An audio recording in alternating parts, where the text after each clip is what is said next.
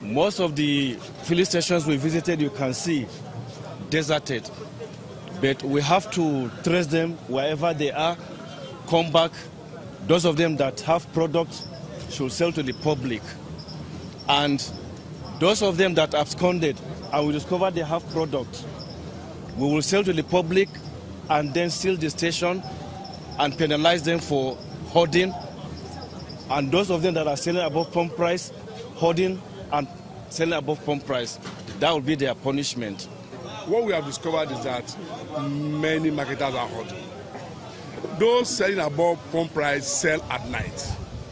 But some are not fortunate enough. We got some who are even selling in the afternoon, selling at 240, 280, 230, 200. And what we do in synergy with the DPR is that we dip into their dump, their fuel dump. We discover what we have there. At times we find 11,000, 14,000. You find them, they are bolted away, you won't see them. In fact, you know, at this station, when we got here, they bolted away.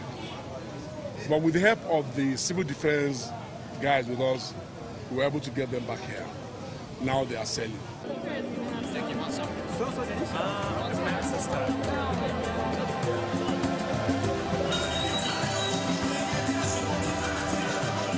Men of the Department of Petroleum Resources and the Nigerian Security and Civil Defense Corps in Osun State clamped down on fuel marketers, enforcing the sale of the product at the official pump price of 145 naira per litre.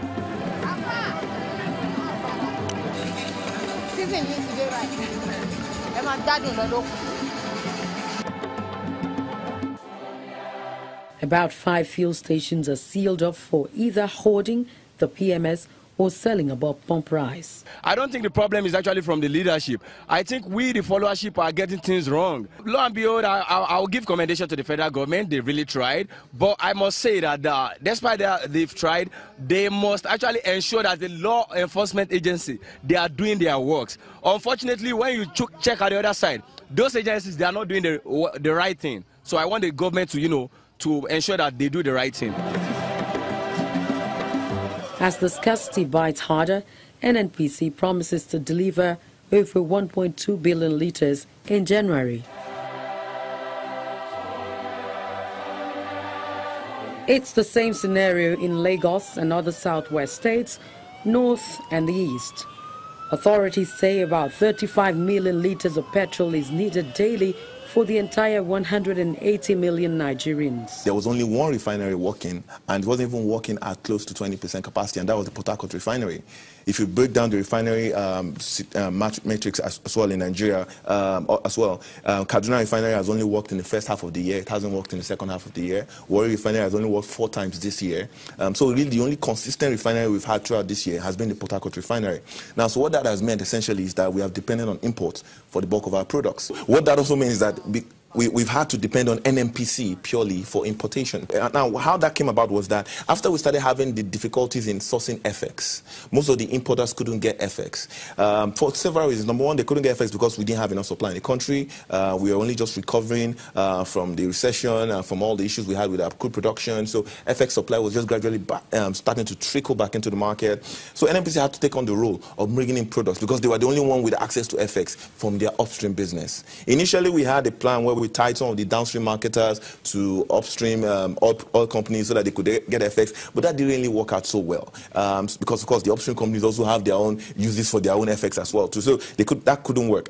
So eventually, by October, NNPC was virtually the only person bringing in petroleum products into the country. DPR officials in Lagos moved to the depot in Apapa to check the level of supply. Here, there's a 6 million litres of fuel ready for discharge. On arriving the depot, a vessel with 16 million metric tons is discharging, and that translates to about 600 trucks of 33,000 litres capacity. However, the bad roads here slow down traffic, causing a gridlock.